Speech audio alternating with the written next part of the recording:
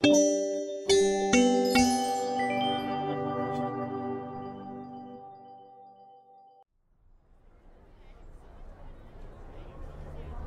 গেটের বাইরের দিকে তাকিয়ে রয়েছে বিকাশ। সামনের বাগান সংলগ্ন মাঠের ওপর ইতস্তত ছড়িয়ে আছে বসে থাকা কয়েকজন কলেজ পড়ুয়া। কলেজের সামনের দিকের এই বাগানটার দৈর্ঘ্য প্রস্থ বেশ বড়। বিকাশের একপাশে বসে অতনু গুনগুন করে একটা হিন্দি গান করছিল।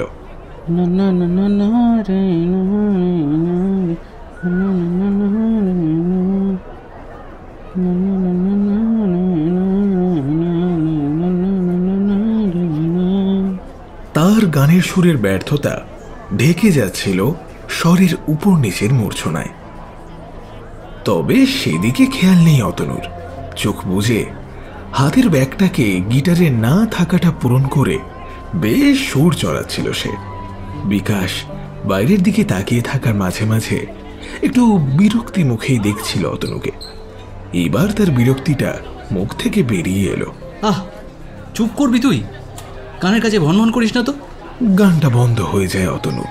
সে বলে, তুই আর কি বুঝবি ভাই, গানই তো হলো জীবন রে। গানের সারেগামাপার মধ্যেই তো লুকিয়ে আছে জীবনের আসল রং। তুই এসবের কিছুই বুঝবি না। বিকাশ অবাক হয়ে তাকায় অতনুর দিকে, তারপর বলে, তা ফার্স্ট সেমিস্টারে বাংলায় কত পেয়েছিলি জানো? অতনু কথাগুলো বলে একটু উদাস চোখের ভাব এনে মাথা নাড়াচ্ছিল চোখ বুজে। এবারে বিকাশের কথা শুনে ঠোঁট চাটে। মানে আরে ওই সমস্ত কথা আবার তুলে আনার কি হয়েছে? জানিস না কথায় বলে য গস্বতী ত ন মনস্বতী, মানে জানিস তো? তা জানবি কি করে? মানে যা হয়ে গেছে তার মনে করার কি দরকার? তুই পারিসও বটে। বিকাশ হাহা করে হেসে ওঠে, বলে, ক্ষমা কর ভাই, ক্ষমা কর। একে বাংলায় রক্ষে নেই, তাতে আবার এই সংস্কৃত। তুই থাম ভাই, তুই থাম। অতনু কটমট করে তাকায়। তুই আর এসবের কি বুঝবি? কোনোদিন তো প্রেম টেম করলি না, ওসব বুঝবিও না। প্রেম করলে না হয় বুঝতাম। প্রেম? আর তুই এই নিয়ে মাসে কত নম্বর? হ্যাঁ? বিকাশের হাসির চোট মুখ ছাড়িয়ে কপাল পর্যন্ত কুঁচকে ওঠে। অতনু আমতা আমতা করে বলে, আরে ভাই, এয়ারটেলের অ্যাডটা দেখিসনি? সব কুছ ট্রাই করো ফির শাহি চুনো। আমি একদম এই মন্ত্রে বিশ্বাসী। কিন্তু এবারে আর বিকাশের উত্তর আসে না। তার দিকে তাকিয়ে দেখে বিকাশের চোখের দৃষ্টি বাইরের দিকে, কলেজের গেটের কাছে। সেই মেয়েটা আসছে। ব্যাস হয়ে গেল। অতনু একটা দীর্ঘশ্বাস ছাড়ে, তারপরে আবার বলে, সেই 1 বছর থেকে একই দৃশ্য। আরে ভাই, এটা রোমিও জুলিয়েটের যুগ নয়, এটা ডিজিটাল যুগ। বুঝিস না কেন ভাই?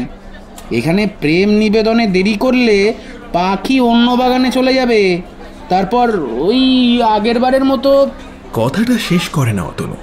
বিকাশ জ্বলন্ত চোখে তার দিকে তাকিয়েছে।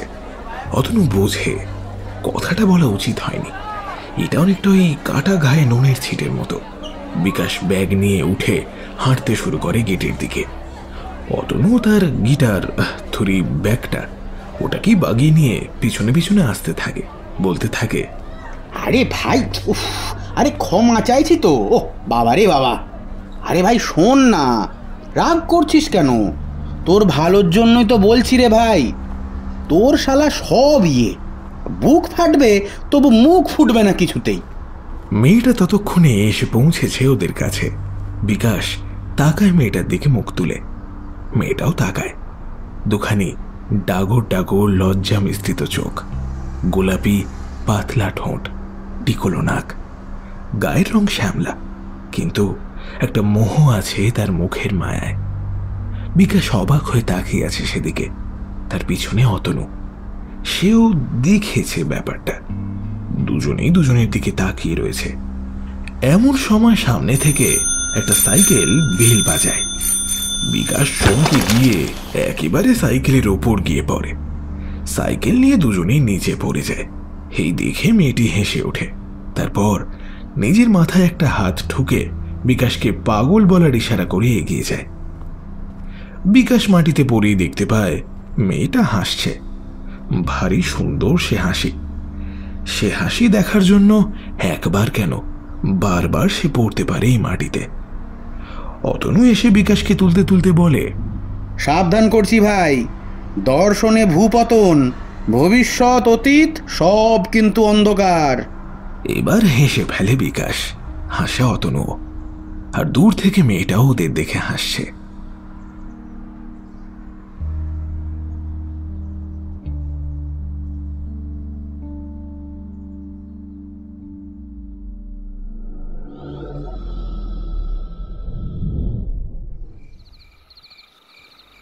আজ অনেক রাত হয়ে গেছে ভুবনের। সাধারণত প্রতিদিন প্রায় 9টার মধ্যেই সে চলে আসে এখানে। আজ দুপুর থেকেই ছেলেটার শরীরটা খুব খারাপ, থেকেই জ্বর আসছে, কিছুতেই কমছে না। জলপট্টি, ওষুধ সবকিছুতেই সাময়িকভাবে কমলেও কিছুক্ষণের মধ্যেই আবার বেড়ে যাচ্ছে। বিমর্ষ মনে ভুবন একটু দেরি করেই বেরিয়েছিল বাড়ি থেকে। জমিদার বাড়ির চৌহদ্দি থেকে যখন সে মাত্র হাত 10 দূরে, একবার থেকে চারপাশটা ভালো করে দেখে নেয়। এদিকটা এমনিতেই অন্ধকার, পঞ্চায়েত উন্নয়ন ব্যবস্থার আওতায় এই অংশটা এখনো পড়েনি। এ খাস জমিদার বাড়ির জায়গা। জমিদার বাড়ির সব বংশধররাই বিদেশে থাকে, মাঝে মাঝে তারা এসে দেখে যায় এই বিশাল জমিদারির সবকিছু। তবে শেষ যখন কেউ এসেছিল তখনও ভুবনের বউয়ের কোল খালি, আর আজ তার ছেলের বয়স প্রায় 6। ভাঙা পাঁচিলের অংশটা একটা ছোট্ট গুড়ি মেরে ঢুকে এলো ভুবন। এক হাতে টর্চ, আরেক হাতে ব্যাগটা নিয়ে ভুবন ধীরে ধীরে এগিয়ে যায় জমিদার বাড়ির পিছনের দিকে। পুরো বাড়িটার প্রায় 70% পরিত্যক্ত বলা চলে। জায়গায় জায়গায় শ্যাওলা ও বুনো গাছ জন্ম নিয়েছে। তাদের শিকড় মোটা সুরকির থাম ভেদ করে এ প্রান্ত থেকে ও প্রান্তে পাড়ি দিয়েছে। এক সময় বেশ রমরমা ছিল এই জমিদার বাড়ির। জমিদার অশোক বর্ধনের নাম আশেপাশের আর 5টা গ্রাম পেরিয়ে সেকালের বর্ধমান জেলার সদর কিংবা মফস্বল শহরতলিতেও পৌঁছেছিল। শুধু জমিদার বলেই কিন্তু তার নাম ছিল না, তিনি ছিলেন একজন ডাক্তার। যে সময়ের কথা বলা হচ্ছে সে সময়টা স্বাধীনতার মাত্র কয়েক বছর পরেই। সবে মাত্র হিন্দুস্থানের পাঁজর টুকরো করে তৈরি হয়েছে পাকিস্তান আর ভারতবর্ষ। মাঝে মাঝে শরণার্থীর দল ওপার থেকে এপারে এসে ঠাঁই গাড়ত, প্রথমে কলকাতায়, তারপর রিফিউজি ক্যাম্প থেকে কোনো চেনা অথবা দূর সম্পর্কের আত্মীয়র হাত ধরে চলে যেত কলকাতা থেকে বহু দূরের কোনো গণ্ডক গ্রামে। সে সময় এ গ্রামের নাম ছিল চাঁদিপুর, বর্তমান নাম চাপাডাঙ্গা। চাঁদিপুরের অশোক ডাক্তারের হাতে পড়লে কোনো রোগী প্রাণ দিয়ে ফিরত না। আসলে সে সময় হাকিম বদ্যি ও সদ্য ডানা ঝাপটানো হোমিওপ্যাথির ভিড়ে অ্যালোপ্যাথি ডাক্তারদের মানুষ বলতো মানুষ মারা ডাক্তার। আসলে দোষ কিন্তু কারোরই নয়। মানুষের শরীরে ওষুধের প্রভাব তখনই কাজ করে যখন পুষ্টি আর ভিটামিন 2 তার যথাযথ মাত্রায় থাকে। কিন্তু এই হাড় জিরজিরে খেটে খাওয়া মানুষগুলো, যারা দুবেলা দুমুঠো ভালোভাবে খেতে পারে কিনা সন্দেহ, তারা অপুষ্টি কিংবা ভিটামিনের অভাব এ বিষয়টা বুঝবেই বা কি করে। এরই একটা আশ্চর্য সমাধান বার করেছিল সদ্য বিলেত ফেরত ডাক্তার অশোক বর্ধন। তার জেরেই ছিল তার নাম ডাক। পরিত্যক্ত উঁচু পাঁচিলের কাছে এসে একবার থামে ভুবন। অন্ধকার চোখ কুঁচকে কি যেন দেখে নেয়। হাতের টর্চটা সেদিকে ফেলতেই দেখে একটা শেয়াল। মুখে একটা শব্দ করে শেয়ালটাকে তাড়া এসে। শিয়ালটা চোখে আলো পড়ায় আর দ্বিরুক্তি না করে এক লাফে হারিয়ে যায় ওই আলোর বৃত্তের বাইরে। আর ঠিক তখনই সামনের দিক থেকে এগিয়ে আসে একটা ডাক। কেউ একজন গম্ভীর গলায় বলে ওঠে, কে? ভুবন এলি নাকি? ভুবন আর দাঁড়ায় না। অন্ধকারের মধ্যেই চেনা অভ্যস্ত পথে দ্রুত পা চালিয়ে ঢুকে পড়ে অন্ধকারের মধ্যে।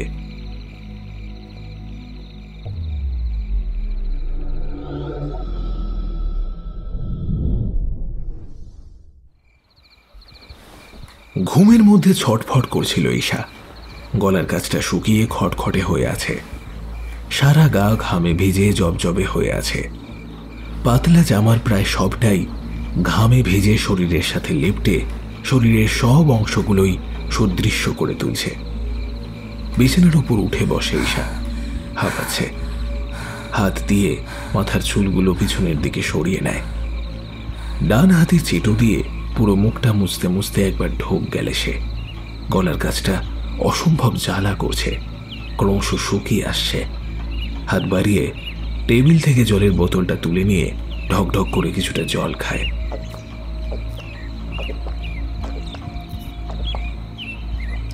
তারপর বোতলটা রেখে আরেকবার মুখ মোছে। ঠোঁটের এক পাশ দিয়ে বেয়ে আসা জলের ধারাটা গাল পেরিয়ে এগোতে থাকে গলার দিকে। ঘড়ির দিকে চোখ পড়তে দেখে 5:10। বিছানা থেকে নেমে সামনের খোলা ব্যালকনিতে দাঁড়ায় ঈশা। সূর্য উঠেছে মাত্র কিছুক্ষণ আগেই। গোটা শহরের মাত্র কিছুটাই দেখা যায় এখান থেকে। একটা মাঠ, তার পাশে বাচ্চাদের একটা খেলার পার্ক, আর তার পাশেই একটা রাস্তা। সকালের এই সময়টায় মাঠে লোকজন থাকে। কেউ হাঁটতে আসে, আবার কেউ কেউ ব্যায়াম করতে, কেউ এমনি সকালের হাওয়া উপভোগ করবে বলেও আসে। ব্যালকনিতে দাঁড়িয়ে বাইরের আকাশের দিকে তাকায় ঈশা। হালকা লাল রঙের আলো ঢেকে আছে চারপাশটা। ঈশার এই সুন্দর মুহূর্তেও মনে পড়ে যায় কাল রাত্রে দেখা সেই স্বপ্নটার কথা। নিজের অজান্তেই নিজের গলার উপর হাত চলে যায় তার। শুকিয়ে আসা মুখে একটা ভয়ের ঝিলিক একবার দেখা দিয়েই মিলিয়ে যায় মুহূর্তের মধ্যে।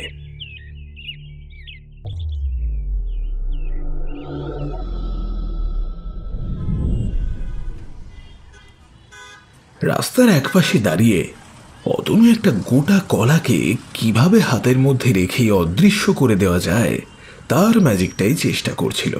কিন্তু প্রত্যেকবারই বুকের কাছে জামার ভেতরে পড়ার বদলে সেটা এসে পড়ছিল জামার বাইরে। বিকাশ সেদিকে তাকিয়ে হাসছিল আর মাঝে মাঝে ঘড়ি দেখছিল।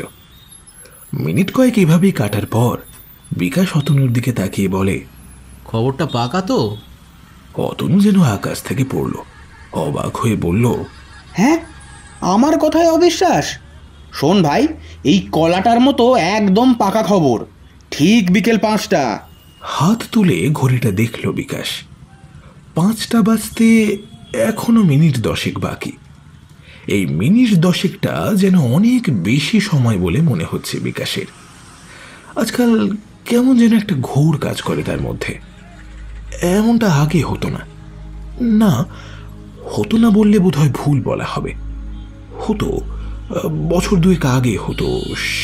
সেই দিনগুলোতে একটা ছোট্ট ধাক্কায় ঘোরটা কাটে বিকাশের। একবার অতনুর দিকে তাকাতেই চোখের ইশারায় সে তাকাতে বলে রাস্তার দিকে, আর রাস্তার দিকে তাকাতেই মাথার ভেতরটা কেমন একটা করে ওঠে বিকাশের। এ কি দেখছে সে?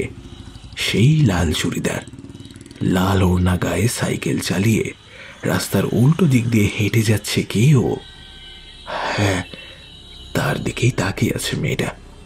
কিন্তু ঈশানীকে দেখার জন্য এতক্ষণ এখানে দাঁড়িয়ে থাকার পরেও ঈশানীর বদলে এখানে অন্য একজন এলো কি করে? একেই তো সে স্বপ্নে দেখেছে বারংবার।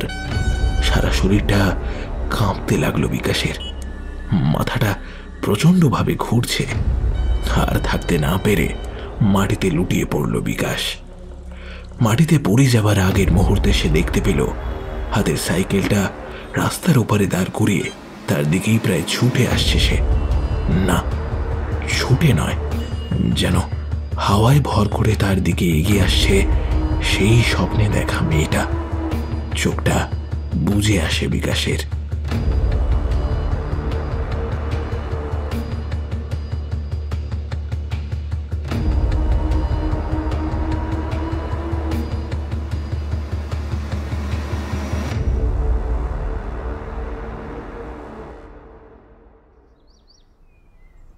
স্বপ্নটা আমায় যেন তাড়া করে বেড়াচ্ছে স্যার। প্রায় ছোট থেকেই আমি স্বপ্নটা দেখে আসছি। আগে বুঝতাম না, কিন্তু একটু বড় হতেই বুঝতে পারতাম। বছরের একটা বিশেষ সময় স্বপ্নটা আমার কাছে আসে, ধরা দেয় আমার অবচেতন মনে। টানা কথাগুলো বলে একটু থামে ঈশা। অধ্যাপক দত্ত ভুরু কুঁচকে তাকিয়ে তার দিকেই একটু সময় নেন তিনি। তারপর বলেন, ঠিক কি দেখতে পাচ্ছ? একটা একটা ঘর, একটা পুরনো ভাঙাচোরা ঘর। সেখানে বন্দি আমি। শুধু শুধু আমি নই, আমার পাশে পড়ে রয়েছে আর একটা মানুষ, একটা আমারই বয়সী ছেলে। তার মুখটা আমি দেখতে পাই না, মুখটা নিচের দিকে ঝোঁকানো, মাথার একপাশে কালশিটে আর গলায় ঘাড়ে আঘাতের চিহ্ন। বেঁচে আছে কি নেই সন্দেহ। স্বপ্নে সেই ছেলেটাকে আমি চিনি, খুব খুব ভালোভাবে চিনি। আমি প্রাণপণে চাইছি তাকে ডাকতে, কিন্তু আমার গলা দিয়ে একটুও আওয়াজ বাইরে বেরিয়ে আসছে না। আমি অনেক কষ্ট করছি, কিন্তু তবুও তাকে ডাকতে পারছি না। আমার হাত পা বাঁধা, কিন্তু মুখটা খোলা। ছেলেটা মনে হয় অজ্ঞান হয়ে আছে। আমি চেষ্টা করছি হাতের বাঁধন খোলার, আর আর এমন সময় একটা কেউ এসে আমার মুখে একটা কালো কাপড় পরিয়ে দেয়, আমায় টেনে নিয়ে যায় কোথাও। একটা মন্দির, হ্যাঁ একটা মন্দির। চারদিকে ঘন্টা বাজছে, একটা আগুন জ্বলছে কোথাও। আমার মুখে ঢাকা কাপড়ের আড়াল থেকেও আমি দেখতে পাচ্ছি আগুনটা। আর তারপর আমায় ঠেলে বসিয়ে দেওয়া হলো কোথাও। আমার মাথাটা একটা হাঁড়ি কাটে চাপানো হলো। জোরে জোরে ঘন্টা বাজছে, কেউ চিৎকার করে মা বলে ডাকছে। আর তারপরে ভেঙে যায় ঘুমটা। এতখানি বলে থামে ঈশা। মুখের চারপাশে তার ঘাম জমেছে, হাতের চেটো দিয়ে ঘামটা মুছে নেয়। তুমি ঠিক আছো তো? বলে একটা জলের গ্লাস এগিয়ে দেন তার দিকে অধ্যাপক দত্ত। জলটা খাও। ঈশা জলের গ্লাসটা হাতে নিয়ে এক নিঃশ্বাসে জলটা শেষ করে গ্লাসটা ফেরত দিয়ে দেয় টেবিলের ওপর। অধ্যাপক এবারে চেয়ার ছেড়ে উঠে দাঁড়ায়। কলেজের অফিস রুমে বসে কথা বলছে ওরা। জানলার কাছে দাঁড়িয়ে ঈশার দিকে ফিরে অধ্যাপক বলতে শুরু করলেন, দেখো, স্বপ্ন হচ্ছে আমাদের জীবনের একটি গুরুত্বপূর্ণ অংশ। আমরা স্বপ্নে যা দেখি তা হয়তো আমাদের সাথে হয়ে গেছে অথবা হতে চলেছে। আমাদের সিক্স সেন্স অথবা ইন্দ্রিয় কার্যক্ষমতা স্বপ্নের মাধ্যমে আমাদের অনেক কিছুই বলে যায়, যা হয়তো আমরা বুঝি আবার অনেক সময় বুঝতে পারি না। আচ্ছা, তুমি স্বপ্নে যার কথা বলছো, মানে যে মেয়েটার কথা তুমি বলছো, তাকে কি তুমি দেখেছো? ঈশা মাথা নাড়ে। সমস্যাটা হলো স্বপ্নটা তুমি ছোটবেলা থেকেই দেখছো, আর একটা নির্দিষ্ট সময়েই দেখছো। হতে পারে এর সাথে তোমার অতীত কিংবা ভবিষ্যতের কোনো যোগ আছে। অতীতের যোগ থাকলে ভয়টা কম, কিন্তু ভবিষ্যতে যদি হয় তাহলে কিন্তু। থেমে যান অধ্যাপক। জানলার কাছ থেকে ফিরে এসে বসেন ঈশার একদম পাশে। একটা হাত তার মাথায় রাখেন সস্নেহে। এই মেধাবী বই পাগল মেয়েটাকে বড্ড স্নেহ করেন তিনি। এমন একটা ভয়াবহ স্বপ্ন বুকে নিয়ে না জানি কতই কষ্ট মেয়েটা বয়ে বেড়াচ্ছে কতদিন ধরে। আমি তাহলে এখন আসি স্যার, বলে উঠে দাঁড়ায় ঈশা। দরজা উঠে গিয়ে একবার থমকে দাঁড়ায়, তারপর অধ্যাপকের দিকে ফিরে বলে, স্বপ্নে সেই ছেলেটার বাঁ কানে একটা সোনার দুল ছিল, আমি স্পষ্ট দেখেছি প্রতিবার। আর কিছু বলে না সে। অধ্যাপকের দিকে তাকিয়ে দৃষ্টিটাকে পিছনে ফেলেই বাইরে বেরিয়ে আসে।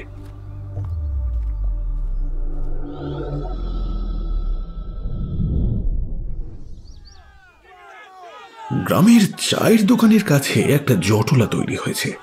কাল রাত্রে কে বা কারা যেন একটা পথের কুকুরকে নৃশংসভাবে মেরে ফেলেছে।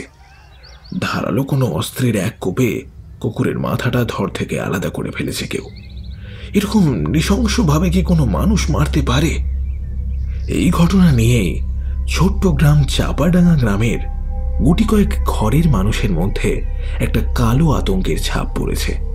কেউ কেউ বলল, এ কোনো মানুষের কাজ নয় রে, না, এ কোনো জিনিস এমন করেছে, অস্ত্র নয়, এ কামড়েই মুন্ডুটারে ছিঁড়ে ফেলাই দিছে শরীর থেকে। নরেন গ্রামের ছিঁচকে চোর, ধরা পড়ে বেশ কয়েকবার পিটুনিও খেয়েছে। সম্প্রতি বাপ ঠাকুরদার হাত সাফাইয়ের পেশা ছেড়ে সাইকেল সারাইয়ের দোকান খুলেছে। কিন্তু তাহলে কি হবে? কথায় আছে না, ঢেকি স্বর্গে গেলেও ধান ভাঙে। রাত বিরেতে তাই গ্রামের সর্বত্র তার অগাধ টহল জারি। তাই আরেকটু ব্যাপারটা বাড়িয়ে দিতে সে বলল, আগে কাল রাতে আমি একটু কলঘরে যাবার জন্য বেরিয়েছিলাম, দেখি ইয়া বড় লম্বা একটা কালো ছায়া, লম্বা লম্বা হাত আর পা, সে এদিকেই আসছে। গ্রামের সবাই যখন কোনো এক জিন কিংবা প্রেতাত্মার আশু আগমনে অস্থির হয়ে ভয়ে সিটিয়ে যাওয়ার কথাই ভাবছে, একমাত্র ভুবনই জানে আসল ব্যাপারটা।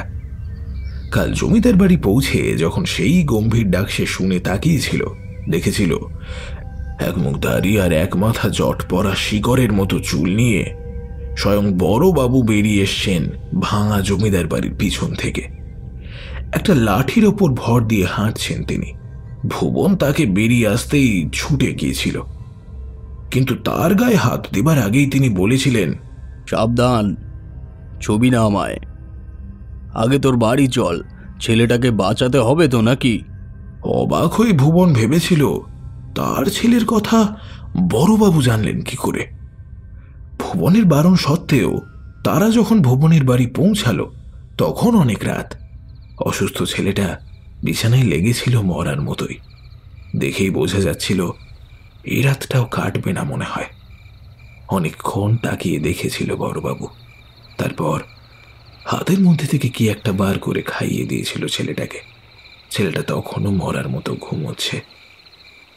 সমস্যাটা হলো ফেরার পথে একটা রাস্তার কুকুর বারবার পিছু নিয়ে চেল্লাচ্ছিল। বড়বাবুকে আগে কুকুরটা দেখেনি। অত রাতে অমন একজন মানুষকে দেখে তার কৌতূহল হচ্ছিল বোধ হয়, কিন্তু ব্যাপারটা সহ্য হয়নি বড়বাবুর। হাতের লাঠিটা তুলে ধরেছিলেন তিনি। যেটাকে লাঠি ভেবেছিল ভুবন, সেটা আসলে লাঠি নয়। উল্টো দিকের হাতলটা ধরেছিলেন বলেই লাঠি বলে মনে হচ্ছিল। এবারে সেই লাঠির ভিতর থেকে বেরিয়ে এলো একটা লম্বা তরোয়ালের মতো অস্ত্র। কুকুরটা পিছন পিছন ডাকতে ডাকতে আসছিল। বড়বাবু থমকে যেতেই সেও থমকে যায়। ভুবন আগে আগে যাচ্ছিল আলো হাতে। বড়বাবু এক পা এগিয়ে পিছন ঘোরেন, কিন্তু কুকুরটা এর জন্য তৈরি ছিল না। সে ডাকতে ডাকতে দুপা এগিয়ে সেই থমকে যায়। বড়বাবুর খোলা হাতের অস্ত্রটা এক অমোঘ লক্ষ্যে ছুটে যায় তার গলার দিকে, আর সাথে সাথেই একটা জান্তব হুঙ্কার। ভুবনের বুকের ভেতরটাও কেঁপে ওঠে। সামনে নিয়েই সে দেখে কুকুরের কাটা মুন্ডটা এক পাশে পড়ে আছে, আর শরীরটা তখনও ছটফট করছে মাটিতে পড়ে। রক্তে ভেসে যাচ্ছে জায়গাটা। বড়বাবু নিশ্চিত মনে অস্ত্রটা যথাস্থানে রেখে হাঁটতে শুরু করেছে। ততক্ষণে যেন কিছুই হয়নি। ভুবন ভয় পায়, কিন্তু তবুও নিরুপায় হয়ে এগিয়ে যায় বড়বাবুর পিছু পিছু।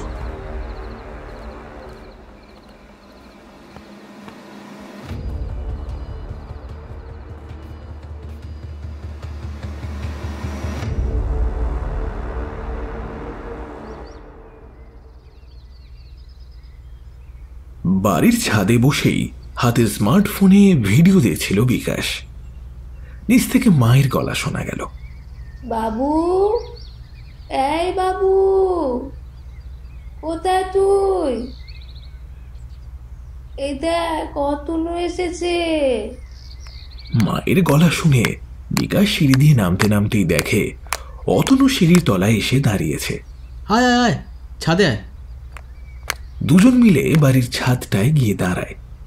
বাড়িটা দোতলা, ছোট্ট 3টে কামরা নিচে আর উপরে 2টো, তার উপরে এই ছাদটা। ছাদ থেকে দেখা যায় 3 দিকে বাড়ি আর বাড়ি। শহরের ব্যস্ততম জায়গায় বিকাশদের এই বাড়িটা। 3 দিক বাদ দিলে অন্য এক দিকে একটা কবরস্থান। সেটা এখন আর কেউ ব্যবহার করে না। অনেক ছোটবেলা থেকে বিকাশ দেখেছে ওইটা পরিত্যক্তই পড়ে আছে। কবরস্থানটা আগে ফাঁকা জায়গাতেই ছিল, পরে পাশাপাশি বাড়ি ঘর উঠে গেছে। বিকাশের মনে হয় কোনো একদিন দেখা যাবে যখন এই কবরখানার মধ্যেই বাড়ি তৈরি হচ্ছে। আজকাল মানুষ যে হারে নিজেদের সভ্যতাকে টিকিয়ে রাখার জন্য একমাত্র রাস্তা জনসংখ্যা বৃদ্ধিকে বেছে নিয়েছে, তাতে সেই দিন আর দূরে নেই যেই দিন মানুষ মানুষকে ছাড়া আর অন্য কাউকে এক চিলতে জায়গাও ছেড়ে দেবে। সময়টা বিকেল। রাস্তার গাড়ি ঘোড়ার শব্দ ভেসে আসছে ক্রমাগত। একটা অদ্ভুত শব্দ করে বাঁশি বাজাচ্ছে কেউ। দলে দলে মানুষ পিঁপড়ের মতো হেঁটে যাচ্ছে নিজের গন্তব্য অভিমুখে। এক মুহূর্ত দাঁড়িয়ে চারপাশ দেখবার সময় তাদের নেই। কিরে, কি খবর? এখন কেমন আছে শরীর? ছাদের আলসের কাছে দাঁড়িয়ে বাইরের দিকে তাকিয়ে প্রশ্ন করে অতনু। তা তুই হঠাৎ ওই দিন ওইভাবে, মানে কি হলো বলতো? ওইভাবে হঠাৎ সেন্সলেস হয়ে গেলি যে? সত্যিটা বলতে ইচ্ছে করল না বিকাশের। অযথা কথা বাড়িয়ে লাভ কি?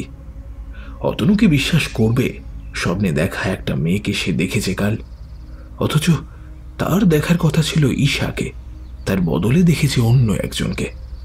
হঠাৎ করেই শরীরটা খারাপ হয়ে গেল, তাই আজ কলেজ যাসনি?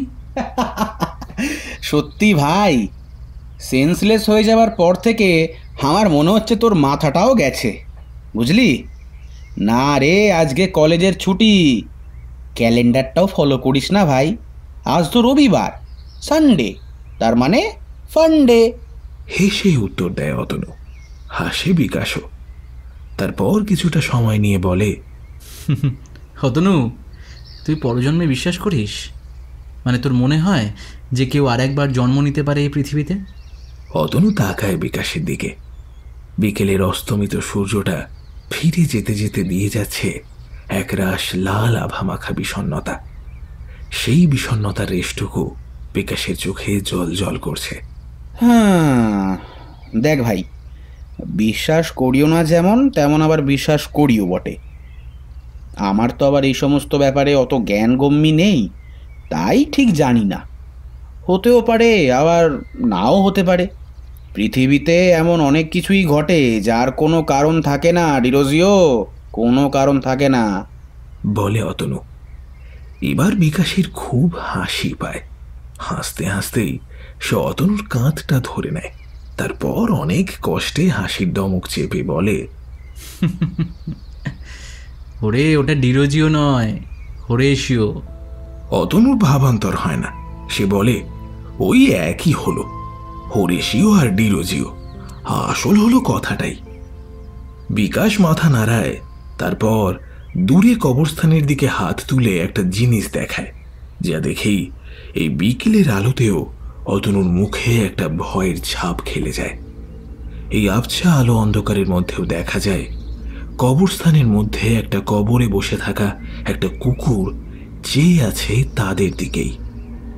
কালো রঙের কুকুরটার সারা গায়ে একটা অজানা উজ্জ্বলতা। সাদা দুটো চোখ দিয়ে একভাবে তাকিয়ে আছে তাদের দিকেই। এত দূর থেকে হলেও স্পষ্টভাবে দেখা যাচ্ছে সবটা। এই ব্যস্ত শহরের বুকে একটা কংক্রিটের বাড়ির ওপর দাঁড়িয়ে একভাবে চেয়ে থাকা কুকুরটাকে দেখে বুকের ভেতরটা রীতিমতো কেঁপে ওঠে অতনুর। কারণ উঠে দাঁড়িয়েছে কুকুরটা, আর এবারে এগিয়ে আসছে তাদের বাড়ির দিকেই।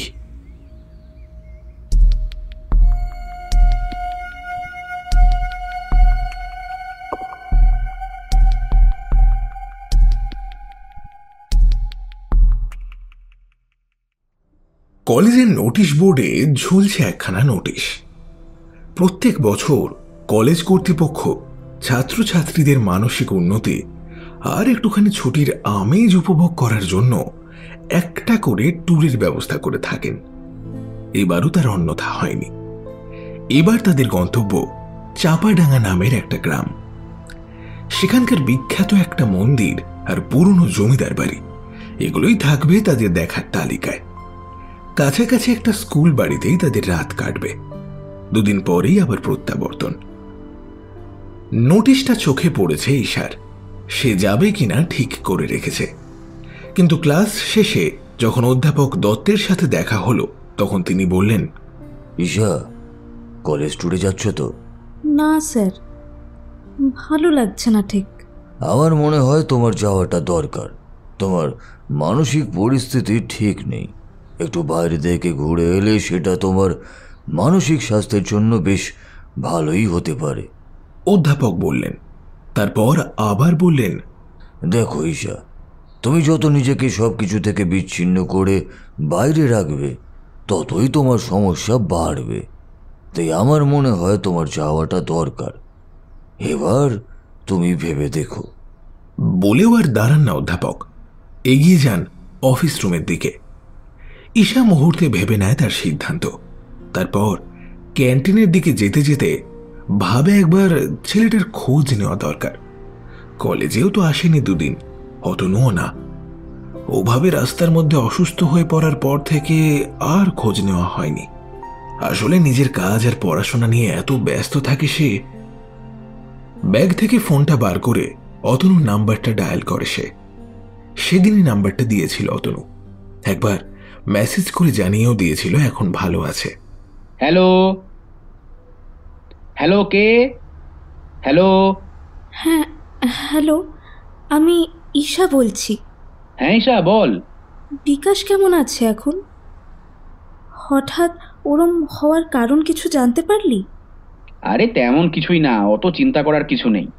শরীরটা খারাপ ছিল তাই আর কি, মাথা ঘুরে গেছিল, সিম্পল। এখন সব ওকে। তোরা কলেজে আসবি কবে? কলেজ থেকে তো ঘুরতে নিয়ে যাওয়ার প্ল্যান হচ্ছে। আরে জিও কাকা, কি খবর দিলি রে! একদম কালকেই আসছি কলেজে। ঠিক আছে, রাখছি রে। হ্যাঁ হ্যাঁ, রাখ রাখ, চল বাই। ফোনটা রেখে ঈশার মুখটা একটু শান্ত দেখায় এখন। সব ঠিক আছে তাহলে। ছেলেটাকে মানে বিকাশকে প্রথম দিন যখন দেখেছিল তখনই বুকের ভেতরটা কেমন একটা করে উঠেছিল। না, প্রেম নয়, অন্য কিছুও নয়। অনেক অনেক মানুষ আছে এরকম, যাদের মুখের দিকে তাকালেই মনে হয় যেন এই মানুষটাকে অনেক দিনের চেনা। কি একটা গভীর সম্পর্ক ছিল তার সাথে, অথচ অনেক দিনের চাপা পড়া পলির মতো হারিয়ে গেছে সেই ক্ষীণ সূত্রটাও। আর ঈশার মতো চাপা মুখচোরা মেয়ের পক্ষে আগ বাড়িয়ে কথা বলাটাই হলো এক বিশাল কঠিন কাজ। তাও কিছুটা হবেই হয়তো। যদি কলেজের ট্যুরে একসাথে যাওয়া হয় তাহলে। ভাবনায় ছেদ পড়ে ঈশার। পাশ থেকে একটা মেয়ে হাঁটতে হাঁটতে বলে, কি রে, ক্লাসে চ, ঘন্টা পড়ে যাবো তো এক্ষুনি, আর দেরি করিস না, চল চল চল। ঈশা তন্ময় ভাবটা মুহূর্তে ছেড়ে ফেলে বলে, চ।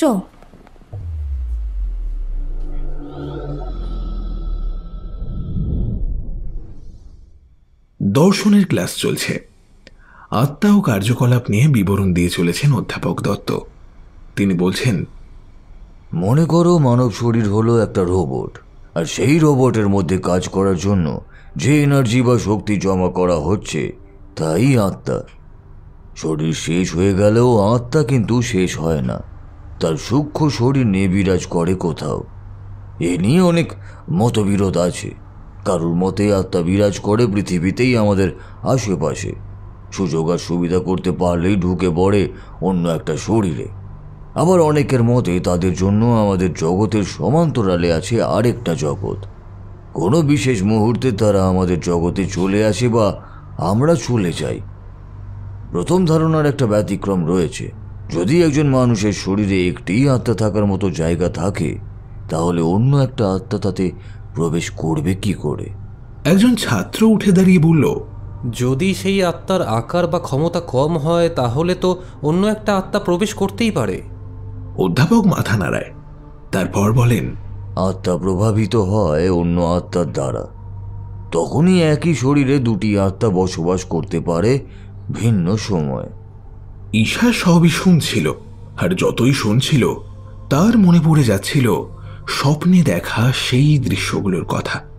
তবে কি কোনো আত্মা তার মন আর স্বপ্ন জগতে নিজের আধিপত্য বিস্তার করেছে? বারবারই একই স্বপ্ন দেখিয়ে কি কোনো ইঙ্গিত দিতে চাইছে সেই ঈশাকে, আর সেই তা বুঝতেও পারছে না।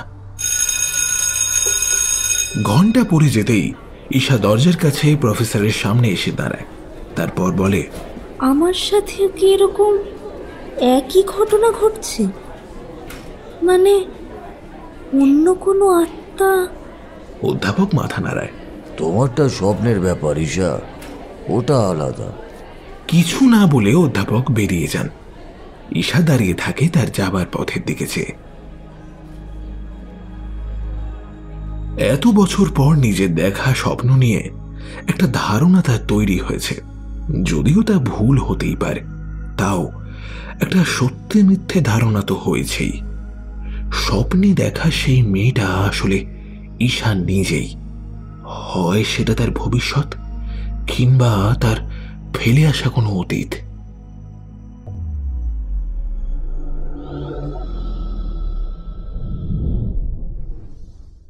ভুবনের ছেলে নিতাইয়ের জ্বরটা সেরে উঠেছে আজ 2 দিন হলো। যে ছেলেটা বিছানা ছেড়ে উঠতেই পারছিল না, আজ সে সারা উঠোন জুড়ে খেলে বেড়াচ্ছে। ভুবনের চোখের সামনে ছোট্ট থেকে বড় হয়েছে নিতাই। এক মুহূর্ত চোখের আড়াল করতে পারে না সে তাকে। মা মরা ছেলেটা ছোট্টবেলা থেকেই বড্ড রুগ্ন, কিন্তু মুখের হাসিটা বুকের ভেতর থেকে কেড়ে নিতে পারে মায়া আর আদরের কণাটুকু। রান্না চড়িয়ে দিয়ে দাওয়ার উপর বসেছিল ভুবন।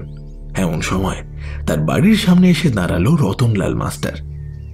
গ্রামের একমাত্র বিদ্যালয়ে যে 2-3 জন মাস্টারমশাই আছেন, তাদের মধ্যে প্রধান হলেন এই রতনলাল মাস্টারমশাই। বছর 60-এর এই মাস্টারের 3 কুলে কেউ নেই। সেই কোন এক কালে এসেছিলেন তিনি এই গ্রামের 2য় মাস্টার হয়ে। তারপর কত মানুষ এলো গেল, কিন্তু তিনি পড়ে রইলেন, আর আজ তাই তিনিই প্রধান। রতনলাল মাস্টার ভুবনের বাড়ির গেটের বাইরে থেকেই বললেন, ভুবন, ভুবন। ভুবন দাওয়া থেকে উঠে উঠোনে নেমে এলো। নিতাই অন্যদিকের উঠোনে বসে ধুলোয় ছড়িয়ে খেলছে। ভুবন গেটের দিকে এগিয়ে গিয়ে বলল, কে? মাস্টার মশাই নাকি? হ্যাঁ রে ভুবন, কি খবর সব? তা ওই মাস্টার মশাই চলছে একরকম। ছেলেটার সেই যে জ্বর কাল সারলো। তা বেশ, তা বেশ। বলছি, একটা দরকারে তোর কাছে এসেছিলাম। কি দরকার মাস্টার মশাই, হুকুম করুন। ভুবনের ছেলে নিমাই সহ গ্রামের অনেকেই পরে এই রতনলাল মাস্টারের কাছে। তাকে সবাই যেমন মানে তেমনি ভালোবাসে। রতনলাল দাওয়ার পাশে উঠে বসেন। ভুবন একটা জল চৌকি টেনে দেয় তার দিকে। শহরের একটা কলেজ থেকে কিছু পড়ুয়া সামনের সপ্তাহে আমাদের এই গ্রামে আসবে। এই বিভিন্ন গ্রামের মন্দির আর ওই জমি বাড়ির ইতিহাস নিয়ে ওরা কি সব ওই থিসিস লিখছে। তাই এবার আমাদের এই গ্রামেই আসবে ওরা। সত্যি বলতে আমি ওদের সাথে কথা বলে এখানে আসতে বলি। শহরে আমার এক বন্ধু আছে, যিনি ওই কলেজে পড়ায়। তাকে বলেই আমি এই ব্যবস্থা করেছি, বুঝলি। ভুবন বলে, সেই তো খুব ভালো কথা মাস্টার মশাই। আমাদের গ্রামে শহর থেকে লোক আসবে, আমাদের গ্রামের কথা, মন্দিরের কথা জানতে পারবে সবাই। আপনার জন্যেই এসব হয় মাস্টার মশাই। রতনলালের কপালে একটা চিন্তার ভাঁজ ফুটে ওঠে। সবই ঠিক আছে ভুবন, কিন্তু এই সেই দিন রাস্তার কুকুরটা ওভাবে মারা যাওয়া, তারপর আবার প্রায় রাতেই নাকি অনেকে গ্রামের রাস্তায় কাউকে ঘুরতে দেখেছে। বাইরের লোক এসে এইসব দেখলে যে বদনাম হবে গ্রামের, তাই আমি ভাবছি। রতনলাল থামেন। কুকুরটা কিভাবে মরেছে তা তো ভুবন নিজেই জানে, আর বাকি রইল রাত্রে কারোর ঘুরে বেড়ানোর ব্যাপারটা। গ্রামের মানুষ ভয়ই ওসব দেখেছে হয়তো, কারণ আর কেউ সেভাবে না জানলেও ভুবন নিজেও জানে প্রায় 30 বছর আগে হারিয়ে যাওয়া এই গ্রামের অন্ধকার অধ্যায়টা আর ফিরে আসবে না কোনোদিনই, অন্তত যতদিন বড়বাবু নিজে আছেন। মনের এই ভাবটাকে গোপন করে ভুবন বলে, আপনি কিছু ভাববেন না মাস্টার মশাই, আমি থাকবো ওদের সাথে, সব ঘুরিয়ে দেখিয়ে দেব। কিচ্ছুটি ভাববেন না, কিচ্ছুটি হবে না, নিশ্চিন্ত থাকুন, আপনি নিশ্চিন্ত থাকুন। রতনলাল যে নিশ্চিত হয়েছে তা তার বড় দীর্ঘশ্বাসেই বোঝা যায়। তিনি উঠে দাঁড়িয়ে ভুবনের হাত দুটো চেপে ধরে বলেন, গ্রামের মান রাখতে হবে কিন্তু ভুবন, কারুর যেন কোনো সমস্যা না হয়। আমার মান, গ্রামের মান সব তোমার হাতেই রইল।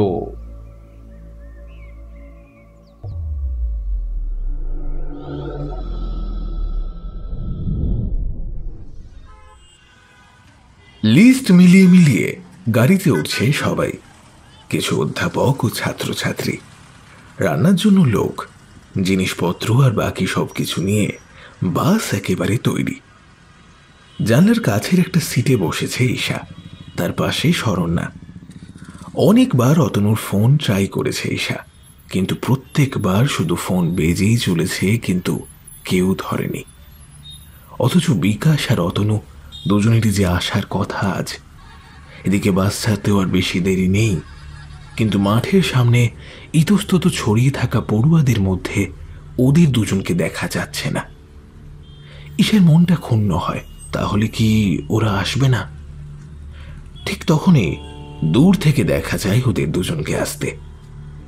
ঈশার মনে একটা উৎফুল্লতা জেগে ওঠে। আজ 2 দিন হলো ও আর আগের স্বপ্নটা দেখেনি, তার বদলে এসেছে নতুন স্বপ্ন, নতুন করে ভাবার স্বপ্ন, নতুন করে বাঁচার স্বপ্ন, যে স্বপ্নে আছে ঈশা আর তার। সবাই উঠেছে তো, বাস কিন্তু এবার ছাড়া হবে, একজন চেঁচিয়ে বলে ওঠে। সিট থেকে মুখ বাড়িয়ে ঈশা দেখে বাসের দরজা দিয়ে উঠে আসছে বিকাশ। হাসি মুখে তার দিকেই তাকিয়ে হাত নাড়ায়।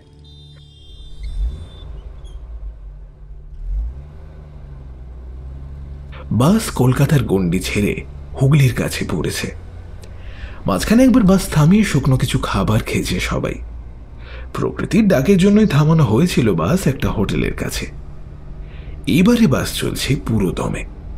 একটা হিন্দি গান চলছে বাসের অডিও প্লেয়ারে। গুনগুন করে সেটাই গাইতে গাইতে জানলা দিয়ে বাইরে তাকিয়েছিল ঈশা। রাস্তার দুপাশ দিয়ে হুসুস করে পিছনে সরে যাচ্ছে গাছগুলো। আকাশে মেঘের চিহ্ন মাত্র নেই। পরিষ্কার সাদা আকাশে নীল মেঘ আকাশের সুন্দর দৃশ্যকে আরো সুন্দর করে পরিস্ফুট করে তুলছে। আকাশের গায়ে ঈশা নতুন করে কিছু ছবি ফোটাতে লাগলো নিজের মনেই। ঠিক এমন সময় তার বাঁ দিক থেকে একটা ডাক ভেসে এলো। হাই। ঈশা চকিতে মুখ ফিরিয়ে দেখল তার বাঁ দিকে বাসের অন্য পাশে বসে রয়েছে বিকাশ।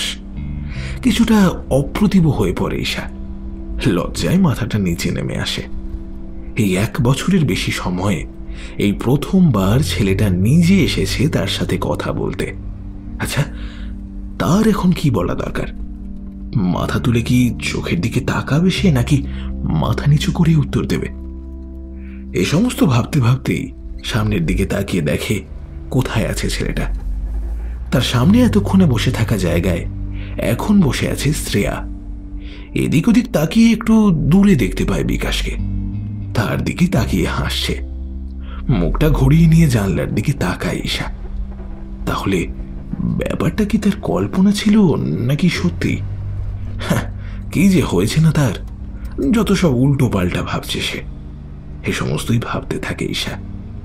ঠিক সেই সময়ে বাইরে একটা ঝোপের দিকে চোখ যায় তার, আর সামান্য কয়েক মুহূর্তের জন্য হলেও দেখে একটা কালো রঙের কুকুর দাঁড়িয়ে আছে, আর তার দুটো জ্বলন্ত চোখ তাকেই যেন দেখছে। মুহূর্তের মধ্যে হলেও ঈশার বুকটা কেমন যেন কেঁপে ওঠে।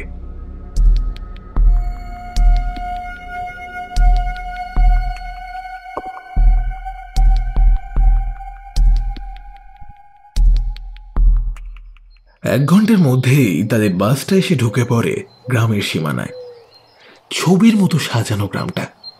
বাস থেকে নেমে অতনু অবাক গলায় বলে ওঠে, ও ওয়াও, জাস্ট ওয়ান্ডারফুল।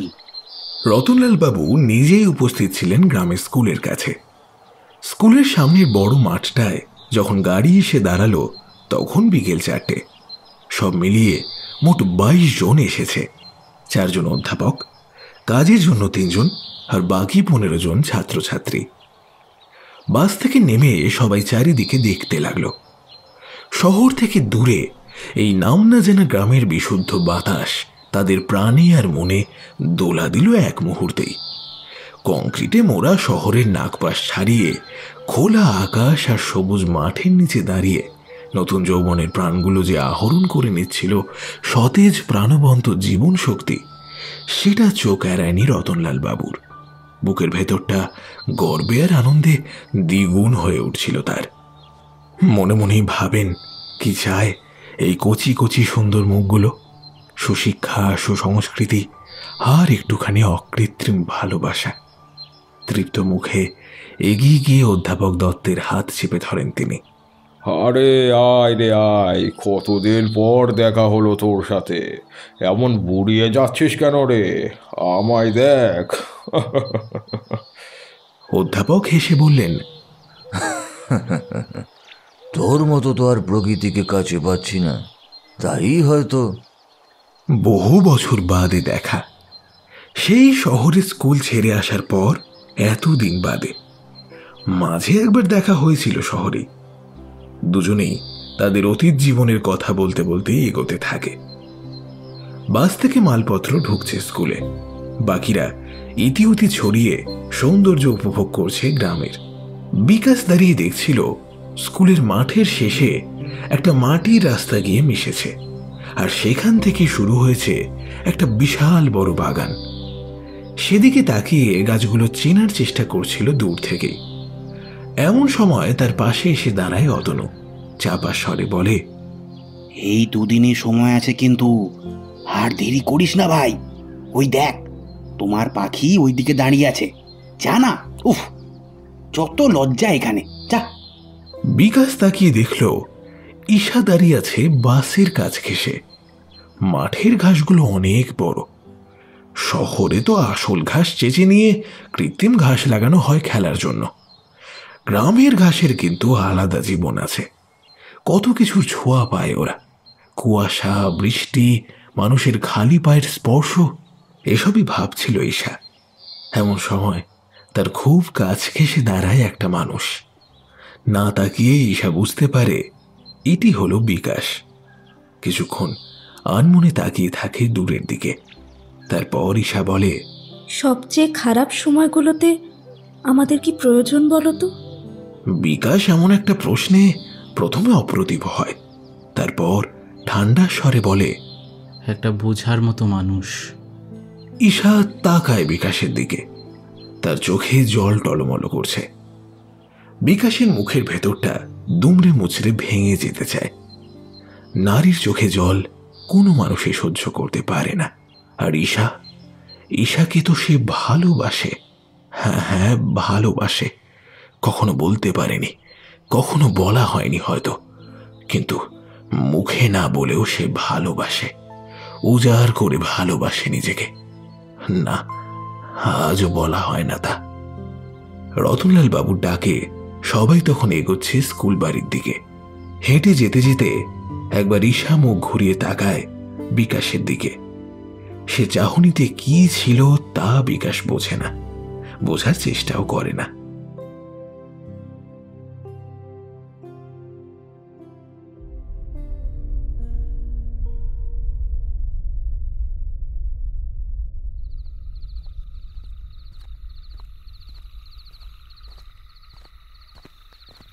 অনেক রাত্রে ভুবন পৌঁছয় জমিদার বাড়ির পরিত্যক্ত জায়গাটায়।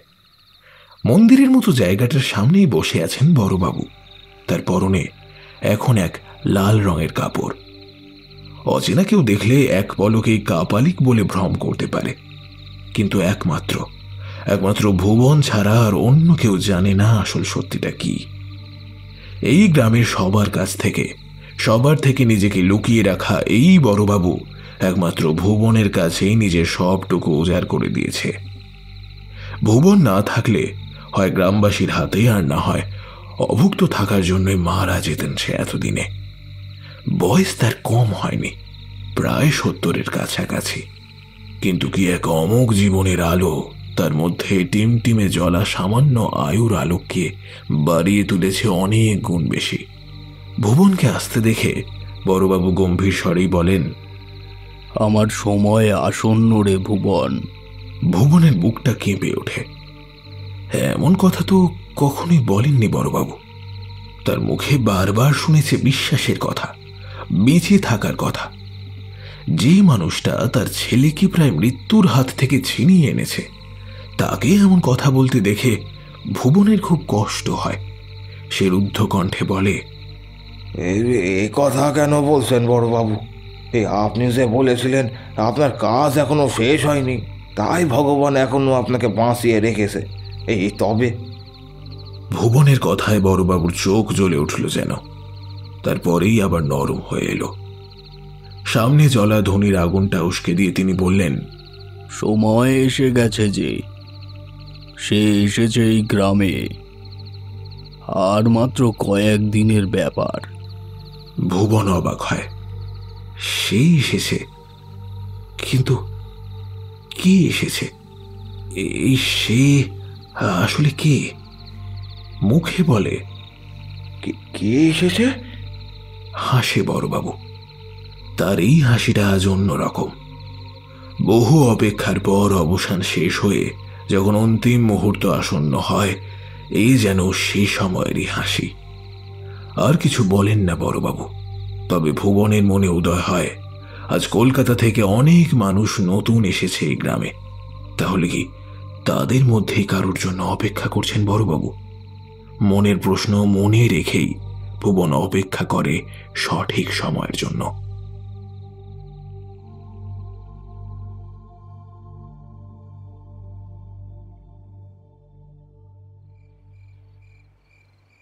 বড় ক্লাসরুমে সবার থাকার ব্যবস্থা হয়েছে। রান্নাঘরে রান্না চলছে। আজ আর কাউকে কোথাও যেতে দেওয়া হয়নি। কাল সকালে প্রথমে মন্দির, তারপর জমিদার বাড়ি দেখতে যাওয়া হবে। তারপরের দিন সকালে গ্রাম দেখে দুপুর নাগাদ বাস ছাড়বে। ঘরের মধ্যে এদিক ওদিকে সবাই শতরঞ্জি বিছিয়ে বসেছে। প্রায় মধ্যমণি রতনলাল বাবু। তিনি গাইডের মতো করে গ্রামের বর্ণনা দিচ্ছেন। এতদিন ধরে গ্রামে থাকার জন্য চাপাডাঙ্গা গ্রামটাকে তিনি হাতের তালুর মতো চেনেন। এই কথা সে কথার পর তিনি বললেন, জমিদার বাড়িটা দেখার মতো হলেও এখন অনেকটাই ভগ্নপ্রাপ্ত। প্রায় 70% জায়গায় প্রবেশের পক্ষে ঠিক নয়। তবে ওই রাতের দিকটা ওদিকে না যাওয়াই ভালো, বুঝলি?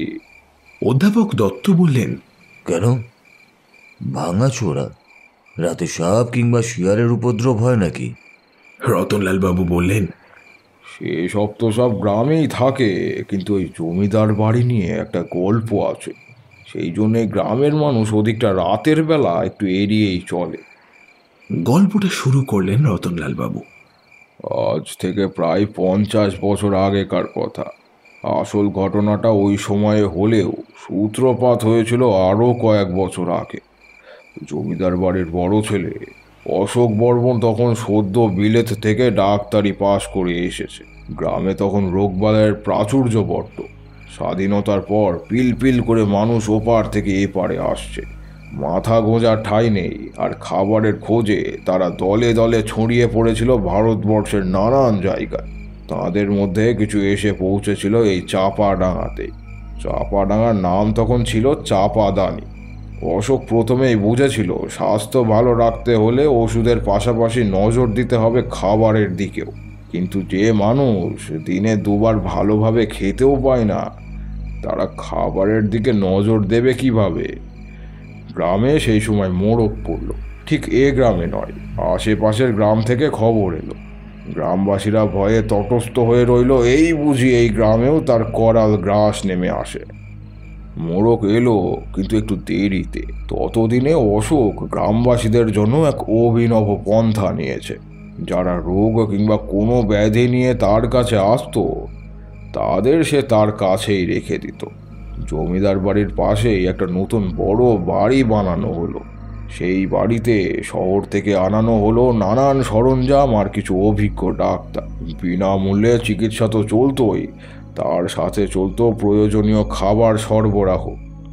এক কথায় অশোক একটা ব্যক্তিগত হাসপাতাল খুলে ফেলল। তার হাতে এসে পড়া রোগীদের মধ্যে প্রায় সবাই নিরোগ হয়ে ও সুস্বাস্থ্য নিয়েই ফিরে যেতে লাগলো নিজেদের ঘর। গ্রামের মানুষ ছাড়াও বাইরের গ্রামের মানুষদের কাছেও সে হয়ে উঠেছিল ভগবানের মতো। কিন্তু কথায় আছে না, সব ভালোর শেষ ভালো হয় না, এ ক্ষেত্রেও তাই হলো। গ্রামের সেই সময় ছেলে ধরার চল অব্যাহত ছিল, তবে এ গ্রামে তার বাড়বাড়ন্ত খুব বেশি ছিল না। তবে একটা অদ্ভুত ঘটনা ঘটতে লাগলো এবার।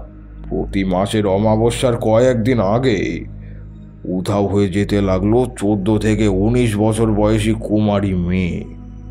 প্রথম কয়েক মাস ব্যাপারটা কারুর সেভাবে খেয়াল না হলেও পরপর কয়েক মাস ব্যাপারটা হবার পর সবার টনক নড়ল।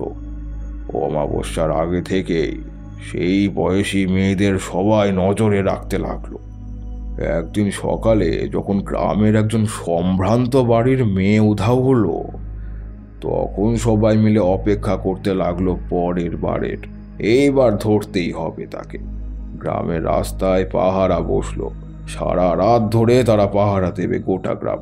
সেরকমই একজন পাহারাদার ছিল মোহন। মোহনের সাথে পরদিন সকালে কথা বলেছিল গ্রামের লোক, কারণ সেদিন রাতে তার হাতেই ধরা পড়েছিল একটি 16 বছর বয়সী মেয়ে। মোহন পাহারা দিচ্ছিল জমিদার বাড়ির দিকে। একটা মাচা বানানো ছিল ওদিকে। অনেক রাতে যখন মোহনের চোখ জুড়িয়ে এসেছে ঘুমে, তখনই সে দেখতে পায় কেউ একজন রাস্তা দিয়ে ধীর পায়ে হেঁটে যাচ্ছিল জমিদার বাড়ির দিকে। মোহন প্রথমে সাবধান করে তাকে, কিন্তু তাতেও সে শুনছে না দেখে সে এগিয়ে যায় তার পিছু পিছু। এবার মোহন বুঝতে পারে যে এটা একটা মেয়ে। মেয়েটার হাঁটার মধ্যে কেমন যেন একটা গা ছাড়া ভাব, যেন ঘুমের ঘোরে হাঁটছে সে পিছু নেয় মেয়েটা। জমিদার বাড়ির পিছনের দিকে নতুন ডাক্তারখানার পাশ দিয়ে মেয়েটা হেঁটে যায় একটা মন্দিরের দিকে। সেখান থেকে চাপা স্বরে ঘন্টার শব্দ আসছে, যেন পুজো চলছে কোনো। এবার মোহন বুঝতে পারে সমস্ত ব্যাপারটা, কিন্তু ততক্ষণে মেয়েটা অনেকটা এগিয়ে গিয়েছে। মোহন দৌড়াতে শুরু করে। দৌড়াতে দৌড়াতে সে দেখতে পায় মন্দিরের ভিতরে দাঁড়িয়ে অশোক বর্মন। তার পরনে লাল রঙের কাপড়, গলায় রুদ্রাক্ষের মালা, হাতে ঘণ্টা, পাশেই একটা হাড়ি কাঠ, তাতে ফুল আর সিঁদুর ছড়ানো। মোহন ছুটে গিয়ে মেয়েটাকে চেপে ধরে, কিন্তু তার গায়ে এত জোর এলো কি করে?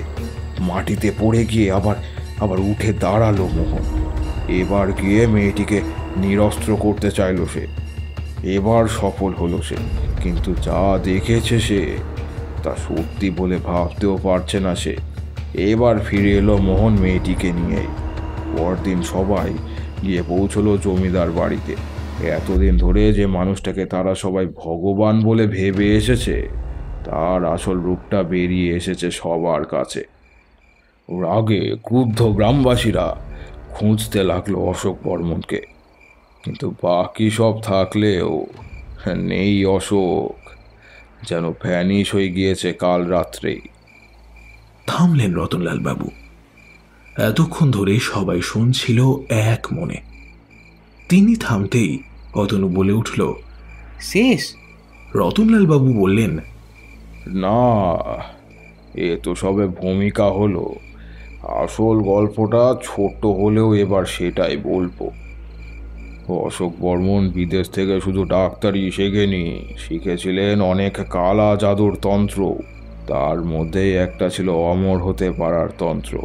টানা 21 মাস অমাবস্যার দিন এক নির্দিষ্ট লগ্নে 14 থেকে 19 বছর বয়সী অবিবাহিত নারীর শরীরের সাথে লিপ্ত হতে হবে সঙ্গমে।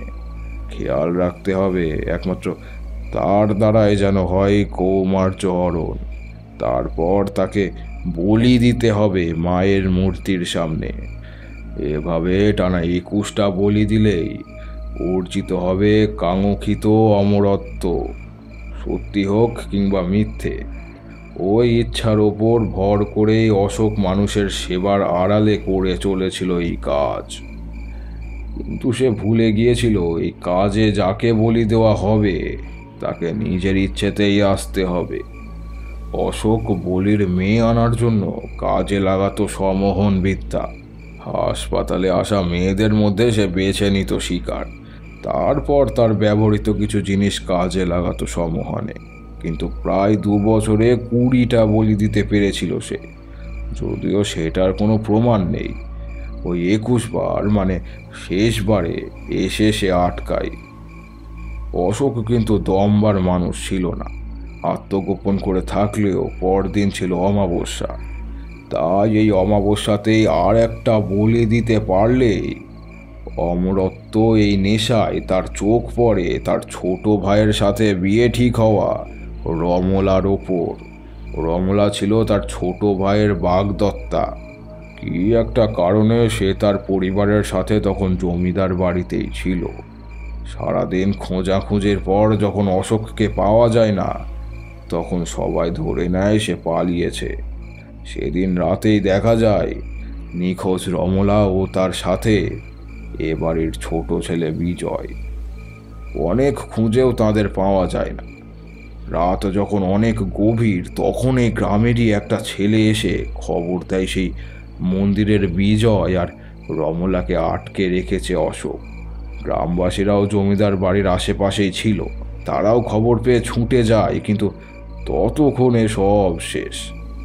হাড়ি কাঠের পাশে রমলার নিথর মুন্ডহীন শরীর, কাটা মুন্ডুটা লটপট করছে রক্তের মধ্যে। অশোকের পরনের কাপড় তখন রক্তে রাঙা। সে পাগলের মতো কি সব বলছে। গ্রামবাসীরা এমনিতেই খেপেছিল, তারা আর সহ্য করতে পারল না, জীবন্ত জ্বালিয়ে দিল অশোককে।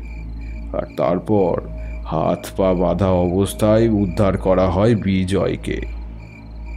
আবারও থামলেন রতনলাল বাবু, তারপর বললেন, গল্প এখানেই শেষ।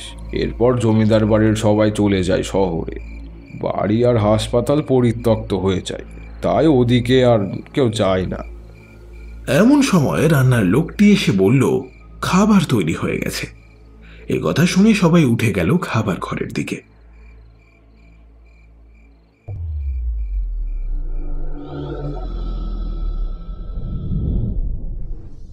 স্বপ্নটা দেখে আবার সেই আগের মতোই ভয়টা চেপে বসে বুকের ওপর। সেই হাড়িকাঠ, সেই খাড়া, সেই ভয়াল দর্শন দেবী মূর্তি। খাড়াটা নেমে আসছে ধীরে ধীরে নিচের দিকে। একটা ক্লান্ত পুরুষ কণ্ঠের চিৎকার। না, ঘুমটা ভেঙে যায় বিকাশের। সারা গা ঘামে ভিজে এসেছে, মুখের ভেতরটা শুকিয়ে কাঠ হয়ে গেছে। মাথার কাছে রাখা জলের বোতল থেকে একটু জল খায় সে। তারপরেই পাশে তাকিয়ে দেখে অতনু আর বাকিরা ঘুমোচ্ছে অঘরে। এই ঘরে ছেলেরাই ঘুমোচ্ছে, এর পাশের ঘরে মেয়েরা, বাকি দুটো ঘরে অধ্যাপক আর কাজের লোকগুলো। কেমন একটা দম বন্ধকর পরিস্থিতি, কেমন একটা দম বন্ধ হয়ে আসছে বিকাশের। আস্তে আস্তে উঠে বাইরে বেরিয়ে আসে সে। বাইরে পা দিয়ে সামনের দিকে তাকিয়েই থমকে যায় সে। বারান্দার রেলিংয়ে হাত দিয়ে, ওটা ওটা কে দাঁড়িয়ে? বিকাশের পায়ের শব্দে মেয়েটি তাকায় তার দিকে। এত রাত্রি ঈশা কি করছে ওখানে? তার দিকে গিয়ে প্রশ্ন করে বিকাশ, এত রাত্রে তুমি বাইরে কি করছো?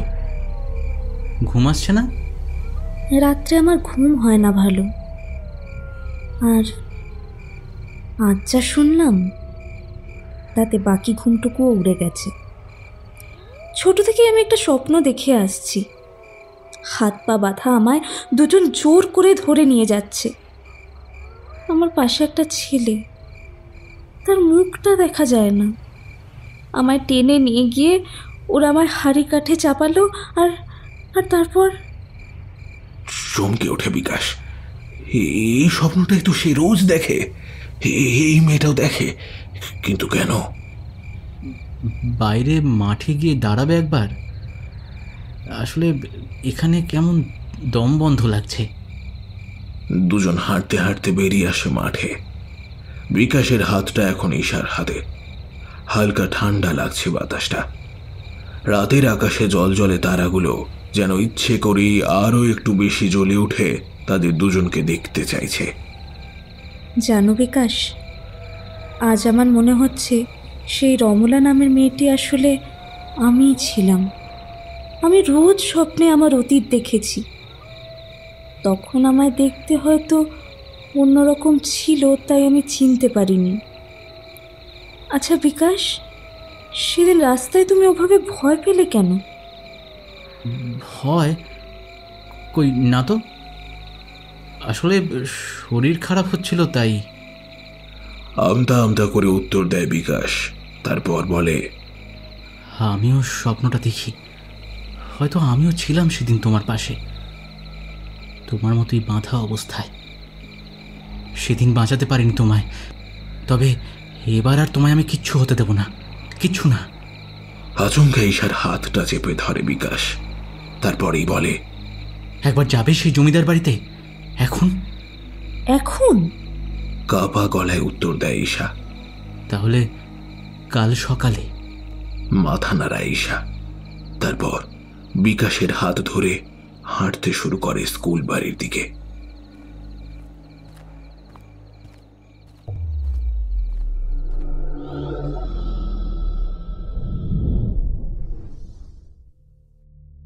বড়বাবুর শরীর আজ ভীষণ খারাপ। সকাল থেকেই তাকে কেমন এক রুগ্ন আর মন মরা লাগছে। ভুবনের নিজেকে কেমন যেন পাগল পাগল লাগছে। তার কি আর কিছুই করার নেই, কিছুই করতে পারবে না সে তার এই বড়বাবুর জন্য। এতদিন ধরে যাকে আগলে রেখে এসেছে গ্রামের সবার থেকে, তাকে এইভাবে নিঃশব্দে হারাতে হবে। কথা বলতে বেশ খানিকটা কষ্টই হচ্ছে বড়বাবুর। তাও তিনি বললেন, আজ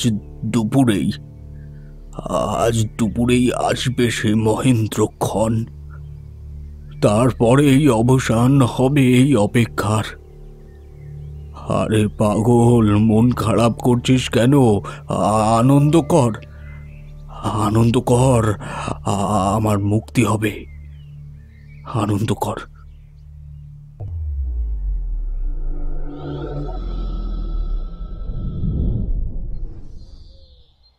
দুপুরে ঠিক হলো সবাই জমিদার বাড়ি দেখতে যাবে। ঈশা আর বিকাশকে একসাথে ঘুরে বেড়াতে দেখে অতনুর বেশ ভালোই লাগলো। এতদিনে তাহলে একটা হিল্লে হলো ছেলেটার। সবাই জমিদার বাড়ি দেখার ফাঁকেই ঈশা আর বিকাশ চলে এলো জমিদার বাড়ির পরিত্যক্ত জায়গাটায়। নানান জায়গায় ভেঙে যাওয়া বাড়িটার ভেতরে ঢোকার জন্য দরজাটা এখনো দাঁড়িয়ে রয়েছে। বাড়িটা দেখে ঈশার বুকের ভেতর উথাল পাতাল শুরু হয়েছে। তখন এ বাড়িটা যেন তার বড্ড চেনা। ওই দরজার ওপাশে বা ওই দিকে আছে উপরে ওঠার সিঁড়ি। ডান হাতে সোজা গেলেই ভাড়ার ঘর। এক এক করে সে সব বলে যাচ্ছিল, আর তার কথা অনুসরণ করেই এগিয়ে যাচ্ছিল ওরা দুজনে। পাথরের মতো বাড়িটার আনাচে কানাচে এখনো লেগে আছে একটা হারিয়ে যাওয়া স্মৃতির গন্ধ, যেন এখনই ভোল পাল্টে যাবে। এখনই থামের আড়াল থেকে কেউ একটা ডেকে উঠবে রমলা বলে। কথাটা নিজের কানের মধ্যে শুনতে পায় সে। সবকিছু ঠিকঠাক থাকলেও কোথায় যেন একটা খটকা ঈশার মনের কোণে জমা হতে থাকে, যেন কোনো একটা সুতো ঠিক মেলেনি। তবে কোন সুতোটা তা ঠিকভাবে মিলিয়ে উঠতে পারছে না এখন ঈশা। সামনে এগিয়ে যাওয়া বিকাশ খুঁটিয়ে খুঁটিয়ে দেখছে সবকিছু। বাকিরা তখন জমিদার বাড়ির মন্দির দেখতে গিয়েছে। বাড়ির প্রতিষ্ঠ গোপালের একটা বড় মন্দির বানানো হয়েছিল অনেক আগেই। ভগ্নপ্রায় সেই মন্দিরের সূক্ষ্ম কাজ সত্যিই দেখার মতো। অধ্যাপক দত্ত সেগুলোই খুঁটিয়ে খুঁটিয়ে দেখাচ্ছিলেন সবাইকে। দ্রুত নোট নিচ্ছিল কয়েকজন। মিস্টার দত্ত একবার রতনলাল বাবুকে কি যেন বলতেই তিনি বাইরের দিকে চলে গেলেন। বিকাশ, মনে আছে আমরা বাড়ির ছাদে বসে গল্প করতাম? পোষা পায়রা ছিল তোমার অনেকগুলো। আমাদের সাথে ওরাও ঘুরে ফিরে বেড়াতো সারা ছাদ জুড়ে। বলে ওঠে ঈশা। বিকাশ শেষে উত্তর দেয়, হ্যাঁ, পায়রাগুলোকে আমি খুব ভালোবাসতাম। ওদের একজনের নাম দিয়েছিলাম দিলবার। তারপর সেই আমরা একদিন নদীর ধারে ঘুরতে গেছিলাম। সেদিন খুব বৃষ্টি হলো। বিকাশ আগে আগে হেঁটে হেঁটে যাচ্ছিল।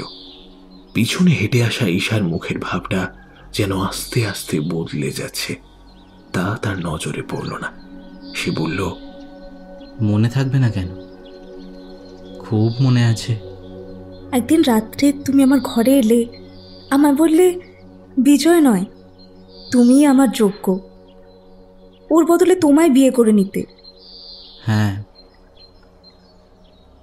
তারপর তুমি। এতটা বলেই চুপ করে যায় বিকাশ। ততক্ষণে তারা জমিদার বাড়ির বেশ কিছুটা ভিতরে এসে পড়েছে। এদিকটায় আলোটাও কম।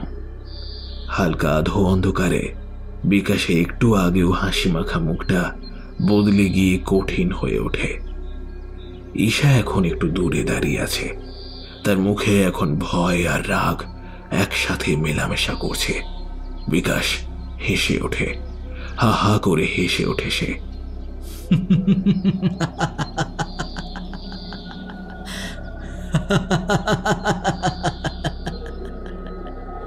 তার এই হাসিতে মনে হয় ভাঙা জমিদার বাড়ির বাকিটুকু ভেঙে পড়বে। ঈশা ভয়ে কাঁপতে কাঁপতে বলে, তুমি বিজয় নও, তুমি তুমি সেই শয়তান অশোক। বিজয়ের কোনো পায়রা ছিলই না। বিজয়ের সাথে নদীর ধার কেন, কোথাও কোনোদিন যাইনি আমি। সব মনে পড়ে গেছে আমার, সব। বিকাশ হাসতে হাসতে এগিয়ে আসে ঈশার দিকে। সে পালাতে চাইলেও পালাতে পারছে না। তার পা দুটো যেন মাটির সঙ্গে আটকে গেছে।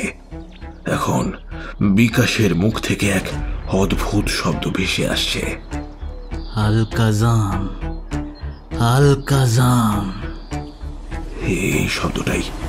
এই শব্দটাই ঈশা শুনেছিল, তবে এ জন্মে নয়, তার আগেই জন্মে। ঠিক যখন সেই খাঁড়াটা তার গলায় নেমে আসছিল, তার আগেই এই শব্দটা সে শুনেছিল। ভয়ে ঈশার চোখের দুপাতা বন্ধ হয়ে আসে।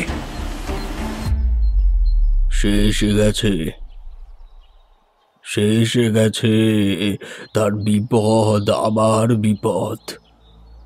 এতক্ষণ শুয়ে থাকা বড়বাবু উঠে পড়ে মাটি থেকে। ভুবন পাগলের মতো তাকে শান্ত করতে চায়, কিন্তু পারে না। ঠিক সেই সময় সেখানে এসে পৌঁছায় রতনলাল বাবু। ভুবনকে দেখেই তিনি বলেন, ভুবন, আমাদের দলের একটা মেয়েকে দেখেছো? তাকে পাওয়া যাচ্ছে না, তার সাথে আরেকটা ছেলেও আছে। ভুবন কিছু বলার আগেই বড়বাবু বলে, বলেছিলাম না ও আসবে, ও এসেছে, কিন্তু এবার আর আমি ওকে জিততে দেব না। বলেই কোন রকমে উঠে দাঁড়ায় বড়বাবু। রতনলাল বাবু বলেন, এ ভুবন, ইনি কে? ভুবন প্রায় কাঁদো কাঁদো গলায় বলে, বিজয় বর্মন, এই জমিদারের ছেলে। রতনলাল বাবু অবাক হয়ে বলেন, ইনি সেই বিজয় বর্মন? কিন্তু এতদিন পরেও ইনি? তার কথা শেষ হবার আগেই বাকিরা এসে পড়ে সেখানে। আর তখনই জমিদার বাড়ির ভেতরের দিক থেকে একটা মেয়ের চিৎকার ভেসে আসে। ভুবনের দেখানো পথেই সবাই হাঁটতে থাকে। বিজয় বর্মনও অনেক কষ্ট করে এগিয়ে যান সেই দিকে। ঈশার দুটো হাত বাঁধা, জং পরা হাড়ি কাঠে তার গলাটা ঢোকানো। বিকাশের হাতে এখন এক খাড়া। সেই খাড়াটা তুলে এসে চিৎকার করে বলছে, মায়েকে গ্রহণ করো মা, আমার অমরত্ব প্রদান করো, আমি এর জন্য জনম অপেক্ষা করেছি। বিকাশের গলাটা এখন যেন আর তার নয়, যেন তার গলার ভেতর দিয়ে বেরিয়ে আসছে অন্য আরেক গলা। তার হাতের খাড়াটা এবার নেমে আসতে যাবে ঈশার গলায়, ঠিক তখনই একটা ছুরি হাওয়ায় উড়ে এসে বিদ্ধ হয় বিকাশের হাতে।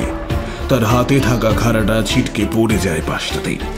বিকাশ আর ঈশা তাকিয়ে দেখে সবাই দৌড়ে আসছে সেখানে, আর সেই ছুরিটি ছুঁড়েছে স্বয়ং বিজয় বর্মন।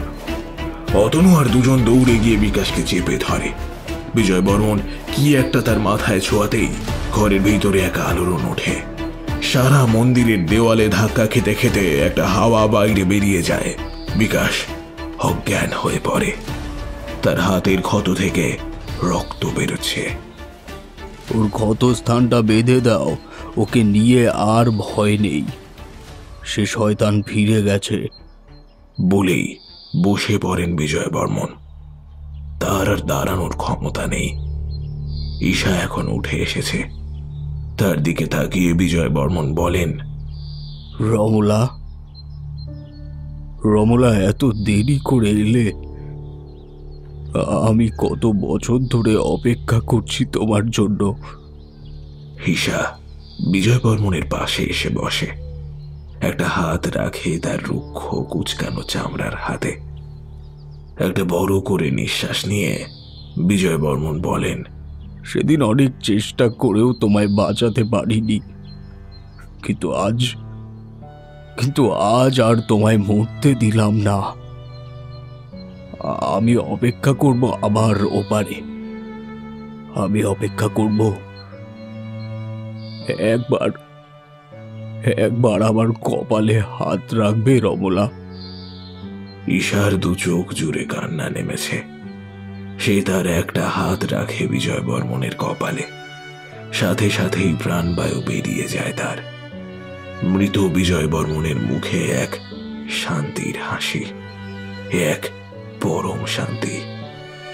চিৎকার করে কেঁদে ওঠে ঈশা ওরফে রমলা। বাকিরা পাথরের মূর্তির মতো দাঁড়িয়ে দেখতে থাকে সে দৃশ্য।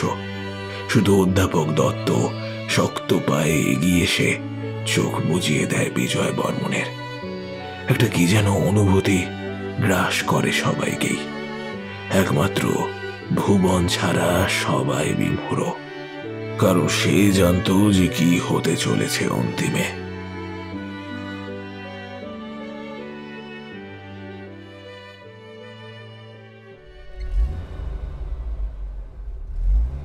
বাস যখন ছাড়ল তখন বিকাশের জ্ঞান ফিরেছে।